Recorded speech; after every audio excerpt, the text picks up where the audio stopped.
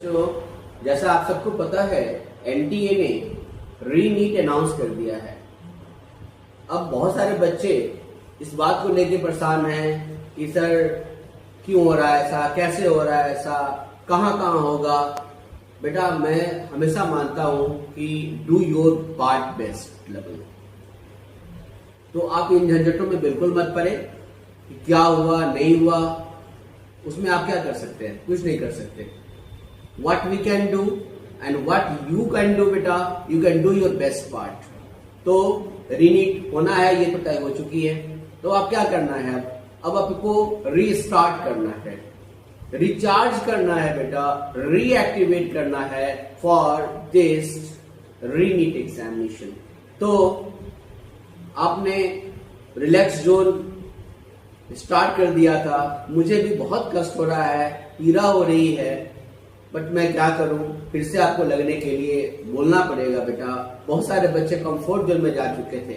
इतना तक जब 700 प्लस दर्जनों बच्चों का जब आया और मैं चर्चा कर रहा था कि फर्स्ट ईयर में जब जाओगे एमबीबीएस में तो तुम्हें पीजी के लिए तब से लगना चाहिए। तो बच्चे बोले सर पढ़ाई की बात ना करें प्लीज, 2 साल तो जम के मेहनत करिए, अब मुझे रिलैक्स करना है। Then I told them yes relax बेटा, एंजॉय। बट बेटा सॉरी, मुझे फिर से बोलना पड़ेगा आपको कि फिर से लग जाओ बेटा। अब हमारे पास टाइम कम है और बोलते हैं ना, हमेशा हमें मौका मिलता है क्या करने का, रीस्टार्ट करने का। और भगवान एक मौका देते हैं, यस, जो तुमने कमी छोड़ दी थी उस कमी को तुम पूरा कर सकते हो।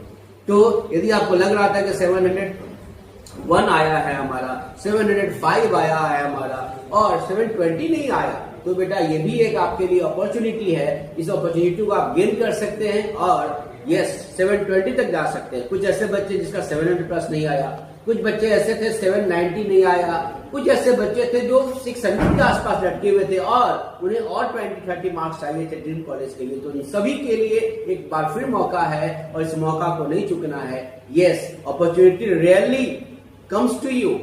तो ये आया है, उसको हम फिर से स्वीकार करें और स्वीकृति के साथ संकल्पित हो जाए कि हमें फिर से साधना है, मेहनत करनी है और सिद्धि की तरफ जाना है और रीनीट को एकदम ऐसा बना देना है कि yes it should be a historical victory for you. And for this journey I from Ashirvadam career institute wishes you all the best. God bless you.